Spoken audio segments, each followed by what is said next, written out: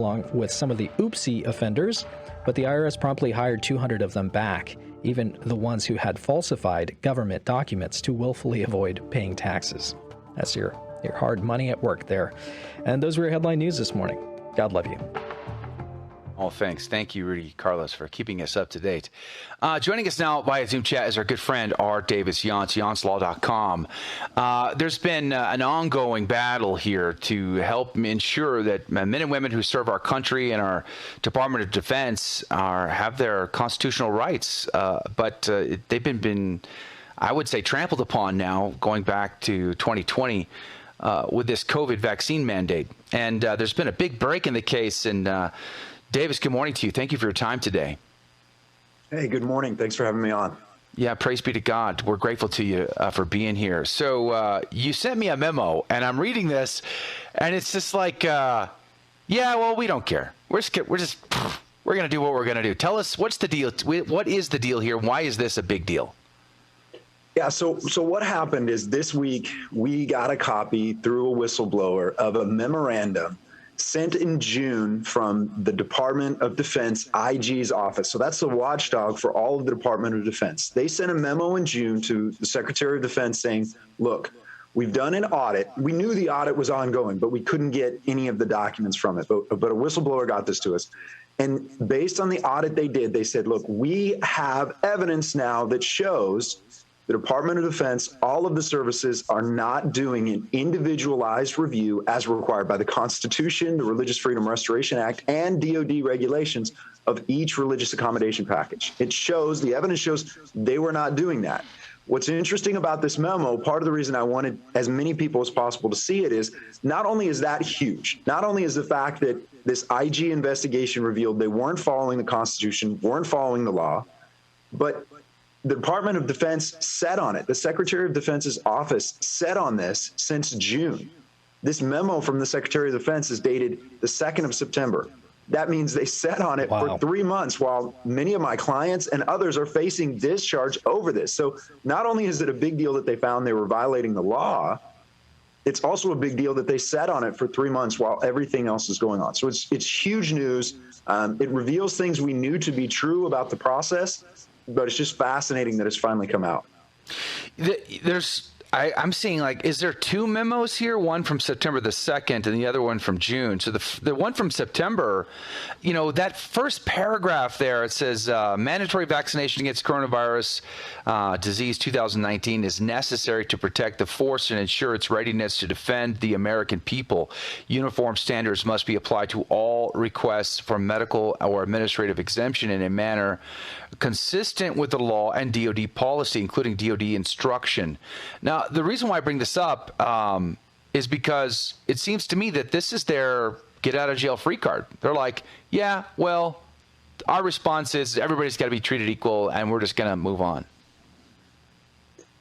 Right, and the problem is, from the beginning, what the law requires, the Constitution, the Religious Freedom Restoration Act, and DOD regulations based on that is an individualized review of each religious accommodation request. Military members, we talked about this before, you don't give up your constitutional rights simply by serving in the military. So, all I've been wanting for myself personally and for my clients is a fair, as required by the Constitution and federal law, review of these religious accommodation packages. We've known from the beginning that we were getting blanket denials back. I mean, every letter, every denial that my clients have gotten back, even my own, is the same template. So it's problematic. And again, they sat on this memo. They sat on this memo that they got that says, hey, it looks like you're not following the law for 3 months. And then they push out a document that says, hey, the mandate is still the priority. Shots in arms is still the priority. Again, I agree with you. It feels like they're not taking this into consideration, even though there's federal lawsuits. I mean, you have an injunction against the Navy, an injunction against the Air Force, now an injunction against the Marine Corps from enforcing this because federal judges are seeing the exact same thing that's revealed in this document, that they're not following the law. So, and the other thing I thought was like incredible, and you pointed this out in your press release for this, they only, if at all, they might have spent a maximum of 12 minutes per case. And how many thousands of cases are we talking about? I mean, thousands and thousands of cases, and this is critical. I think it's one of the most interesting parts of what the DoD IG did, because it undermines factually any argument that they were doing the individualized review that's required. So to put it in perspective, the religious accommodation requests and then the appeals that my clients are submitting, by the time it gets to the appellate authority, for example, the Air Force Surgeon General, you're looking at a packet with all the recommendations, all the information that goes into it. Those are going to be between 75 and 150 pages. That's what goes up to do this. That's what it's supposed to look like. So what the DoD IG said is, look at the number of requests that were submitted over a 90-day period. That means, just based on the sheer volume of requests, the Air Force Surgeon General, for example, would have had to review 50 packets a day. That means if all the Air Force Surgeon General did was review these packages for 10 hours straight, no breaks, no interruptions, every day for 90 days, at most, the Air Force Surgeon General would have spent 12 minutes on a package that's 75 to 150 pages for each military member. And again, it's not just the sheer volume of information, it's what's at stake for military members. We're talking about guys 18, 19, 20 years in, combat injuries, who their pensions on the line over this package. And at best, if we assume a fictional world where they did nothing but look at these packages for 10 hours a day, no breaks, 90 days straight, at most 12 minutes. Put politics to the side. Put, someone's understanding of the vaccine to the side for a moment. It's infuriating. It's insulting to service members to say, we're going to rubber stamp. You come to us with some supposed religious liberty thing, and we don't care. Just, shut up, 2 bags full. Let's just, move on. And then they rubber stamp these things, and then they don't get their day. They don't get their say. They don't get any consideration whatsoever. Their religious beliefs, sincerely held, are not even considered. Let alone, even the word sincere. I think a lot of companies in the secular world and the sort of the civilian world have really taken to task that word sincere. The members in the military, they don't even get that far. Like, they're not even getting to that stage. It's just a rubber stamp. I have to believe this is going to really upset a lot of people. I hope it does, because it confirms the fear that we've had and what my clients have been seeing from the beginning. But the other piece of this, too, that goes back to that paragraph you're talking about in the memo is, keep in mind, on August 11th of this year, the CDC came out and said, hey, essentially, they issued new guidance that said we can treat vaccinated and unvaccinated the same. For community transmission rates, for disease transmission, we can treat vaccinated and unvaccinated the same. Why that's critical and why that's so important is, all along, up until that point, the military had been saying, well, we're just going to follow CDC guidance. Whatever it is, that's the science. We're going to follow CDC guidance. That change in CDC guidance comes out, and the military hasn't changed anything. And you're right. On September 2nd, they're still issuing this memo that says the priority is getting shots in arms, regardless of anything else. That's the priority. What happens next? You got this document, whistleblower provided this, praise be to God. Will anything come of this? Is this actually going to move the needle for all of these service members who want to serve our country but are being forced to do something against their conscience? I hope so, and I think it can make a difference in 2 ways. First, it's going to have an impact on the ongoing federal litigation. This is more proof that the attorneys involved in those cases needed to demonstrate that the military has failed to follow the law. So now you have the DOD's own watchdog jumping in on this, pushing this issue. So this will be useful for cross-examination, for depositions, for pushing back on those that try to say, hey, we did this. We did what we were supposed to do. We did the individual reviews. The other piece is, when I go into an administrative separation board with my clients on an individual level and we're pushing back on this, we can provide this document to say, look, my client has a sincere religious belief. All they're asking is that the DOD follow the law, follow the Constitution. So I think individual military members, commanders, and these military leaders that sit on these panels when we present these cases, I think this is going to be very impactful for them. I think they're going to be deeply troubled by it, because they're going to say, I'm not going to kick someone out if we have proof the military is not following the law. So I'm very optimistic this is going to have a huge impact. Mr. Younts, you mentioned that the DOD sat on this memo for months. So this was something that came out in June, September. It was released. In that time, probably some service members had to go through the ringer and actually, were forced to comply with these regulations.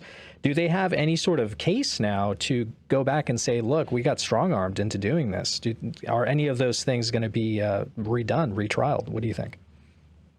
I don't know that we'll necessarily get them to say, hey, we're going to redo the board, but this is the kind of information that helps with when a military member, for example, goes to the Board of Corrections for Military Records and tries to get benefits and rights reinstated or get their discharge upgraded. Remember, we're talking about guys that aren't getting an honorable discharge, combat veterans who no other blemishes on their records are kicked out with a less than honorable discharge over this. So I do think this kind of information, and as more comes out in federal litigation and from FOIA requests, we'll be able to push back and hopefully get some relief for military members because of it.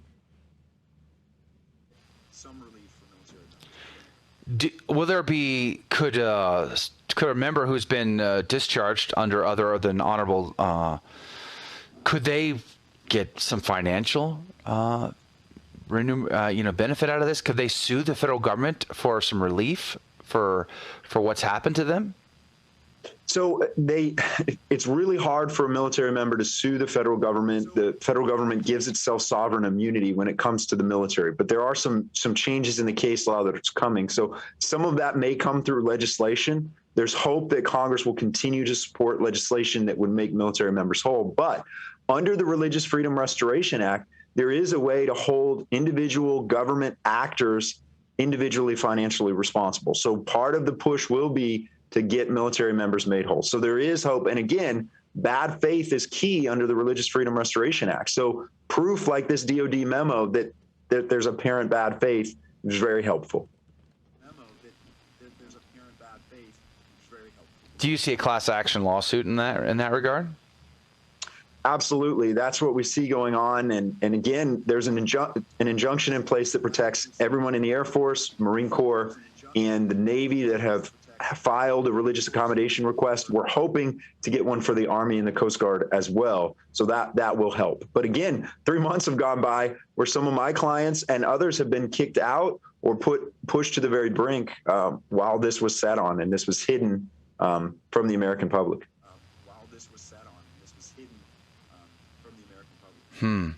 Let me change subjects now. We're going to keep an eye on that. I really hope and pray that there is justice for our men and women who serve our country, who are being forced into this situation. It seems insane to me. But let me just ask you a clarifying question before I move on to the next story. Can you we talked about this, I think, the first time we had you on. Could you just remind us, what does it take for someone to prove to the federal government that they actually have a religious conviction that would say, I don't want to take the vaccine because of its use with aborted fetal tissue in research and or development. I can't do that as a good Christian. Like, what is the standard that's required to prove to the government that they actually have a religious exemption here?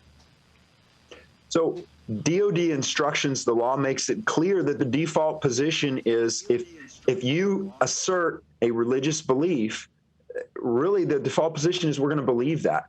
The military doesn't engage in a religious test, and there's a process for it. There's a process where every military member that's asking for an accommodation sits down with a chaplain, and that chaplain asks questions and then writes up a finding that whether or not that belief is sincere. And it doesn't matter what the belief is, if it's sincere and consistent with the life that individual leads, that's there. So the process is fairly simple, it's fairly straightforward, and chaplains are involved. So with very rare exceptions, with a few outlier chaplains, everyone I know that submitted a religious accommodation request, the chaplain has looked at it and said, yes, this is sincere.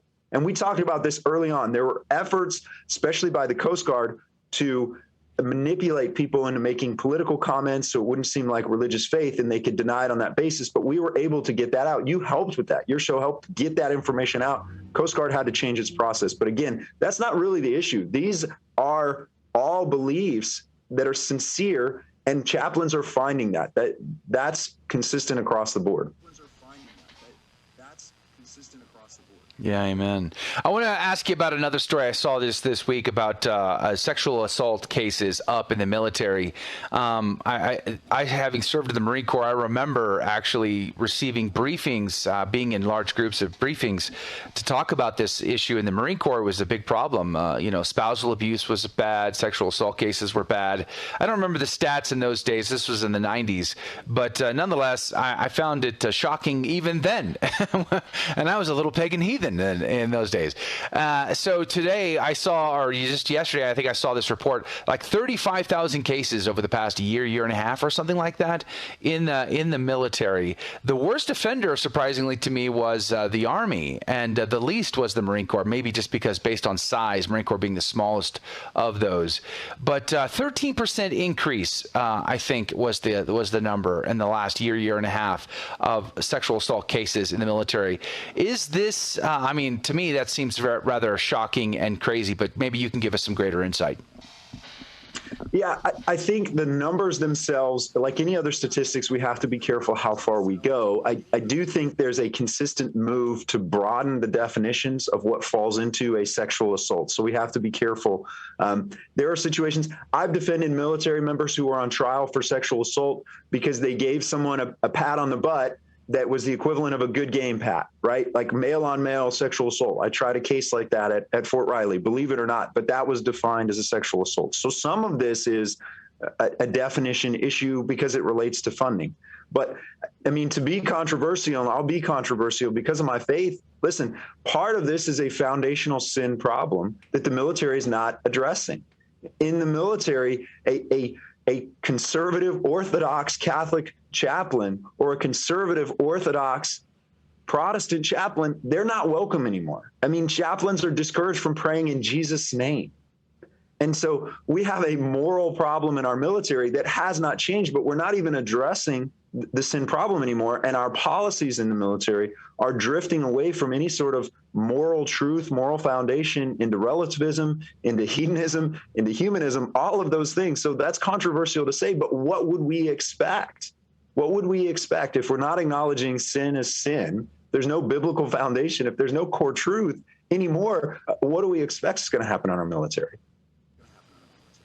Yeah, I remember as a young kid joining the Marine Corps, just kind of shocked at the culture. I had this idealistic vision of what service in the Marine Corps would be like. It'd be noble and courageous and sharp but then you get there and most of my friends were in Alcoholic Anonymous before they were even 21. The access to alcohol, let alone drugs and other very other sins that we would pursue, myself to include in that. It becomes an otherness that you don't expect when you're an idealistic young man, or I would suppose a young lady who wants to serve your country. And I would not allow my daughters, let alone want my sons, to just go free willy-nilly into something that they may not be ready for. I feel like you almost have to be a saint to thrive in those environments because the lambs tend to get slaughtered. How do you see it? Yeah, I would agree with that. I think that the parents that want to encourage their children to go into the military need to be very, very cautious. Military dorm rooms are no different than a college dorm room in many respects. When you look at these young kids, we're taking away from their family structure. So if they don't have sound faith, if they don't have that foundation, the military is not going to fix that. There's absolutely a work hard, play hard mentality in the military. And again, divorce from moral foundations. You have co-ed barracks, co-ed dorm rooms in the military. You have young men and young women stationed together in remote locations, and alcohol is everywhere. And access to drugs is easy on military installations. So there is a cultural problem, and we're not making it better by restricting chaplains and limiting the ability to speak the truth to military members. Do you see that being able to be turned around? I feel like you would almost need a complete leadership change at the Department of Defense, let alone each command, in order to recreate that culture. But do you see it as possible? I hope that it is. Again, we've seen a purge of strong Christians, men and women of faith, over the vaccine mandates. So this has not helped. We've seen cultural change in the military, more woke policies. The military will pay for transgender surgeries. So there's a sort of a recruitment incentive for people that I would consider sexually deviant, sexually outside of the norm in the military. So then we see these numbers. I don't think we should be surprised by it. So we need revival. We need hearts and minds changed. We need a resurgence of good chaplains that are willing to take a stand, and a lot of prayer for it. Do you represent any chaplains? I'm just curious. I do. I represent several chaplains, some on the vaccine mandate. I represent other chaplains that have dealt with issues of discrimination because they refuse to, for example, do a Hindu prayer or do a same-sex marriage, and they were discriminated against because of that. Wow. So that's a real problem in the military for chaplains as well. Amen. Our Davis Younts, God bless you. We're grateful for your time and always enjoy talking to you, getting caught up. Check him out on his website, YountsLaw.com. That's YountsLaw.com. God bless you, R. Davis. Have a great day. That's going to do it for hour number 1. If you can join us at 9 a.m. Central, 10 Eastern for our second hour. It's Share-a-thon week, so it's a special week. Support your local Catholic radio station. We'll see you then.